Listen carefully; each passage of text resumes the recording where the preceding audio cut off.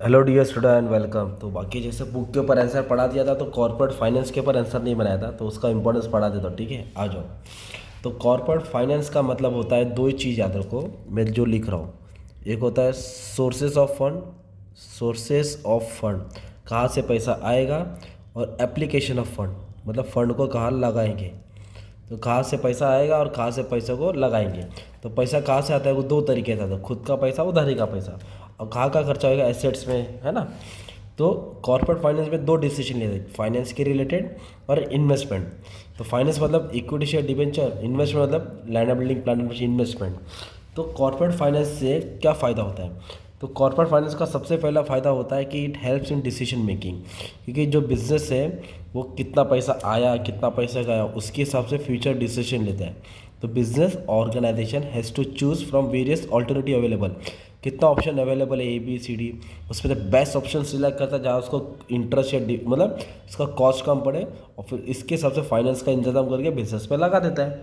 तो decision making काम हो गया ना, ताकि फ्यूचर में प्रॉफिट हो। Helps in racing capital for a project, मतलब कोई भी बिजनेस में पैसा इन्वेस्ट करने के लिए, प्रोजेक्ट मतलब कोई भी प्लांट लाने के लिए, कोई भी नया चीज़ स्टार्ट करने के लिए पैसा लगता है। तो कंपनी सोचता है कि पैसा कहाँ से लूँ, तो पैसा का बंदोबस्त कहाँ से करूँ, शेयर से करूँ, डिबेंचर से करूँ, बॉन्ड से करूँ, डिपॉजिट से करूँ, लोन लूँ या बैंक से लूँ। इसको ही बोलते हैं हेल्प्स इन रेसिंग कैपिटल। तो कॉर्पोरेट फाइनेंस के कारण कंपनी सोचती है कि पैसे का बंदोबस्त कहाँ से होगा। फिर वही पैसा किधर क्या करेगी कंपनी, घूमने लेके जाएगी या ढाबा जाएगी या नहीं, रिसर्च करेगी, डेवलप करेगी। एक बार पैसा आ गया तो कंपनी प्रोडक्ट पे रिसर्च करके उसको बेटर टू बेटर बनाएगी, ताकि कंपनी सर्वाइव करे। अगर नया इन्वेंट नहीं करेगी, नया इनोवेटिव नहीं लाएगी, तो बिजनेस चलेगा नहीं ना। इसलिए R&D पे खर्चा किया जाता है। और प्रॉपर कॉर्पोरेट फाइनेंस के कारण बिजनेस स्मूथली चलेगा ना, क्योंकि अपने पास कितना पैसा है और कितना देना है। पैसा रहेगा तो वर्कर को सैलरी भी जाएगी टाइम पे, है ना।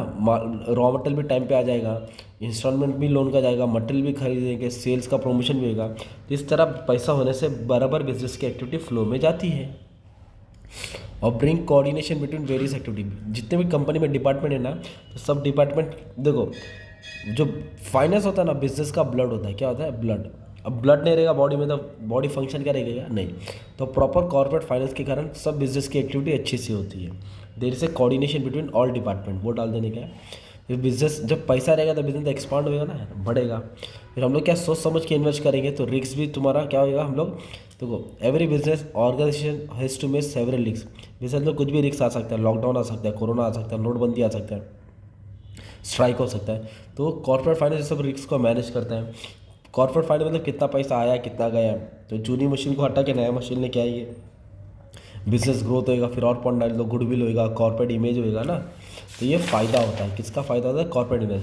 कॉर्पोरेट फाइनेंस से भी मालूम पड़ता है कि कंपनी को कितना डिविडेंड देना है, कितना इंटरेस्ट देना है, कितना टैक्स देना है। तो कंपनी फुल रेडी रहती है, क्या रहती है, एकदम रेडी। कहाँ से पैसा आएगा, कहाँ पैसा जाएगा। और ये वाला भी आंसर तुम लोगों ने मस्त पढ़ लिया, कैपिटल स्ट्रक्चर, खुद का पैसा, उधारी का पैसा। ये खुद का पैसा होता है, इक्विटी शेयर, प्रेफरेंस शेयर, जमा किया पैसा, ये उधारी का पैसा होता है। ये भी आंसर मैंने पढ़ा दिया, तुमको सब मिल जाएगा। ठीक है, thank you very much and all the best for your exam dear student. ठीक है, टेंशन नहीं लेने का।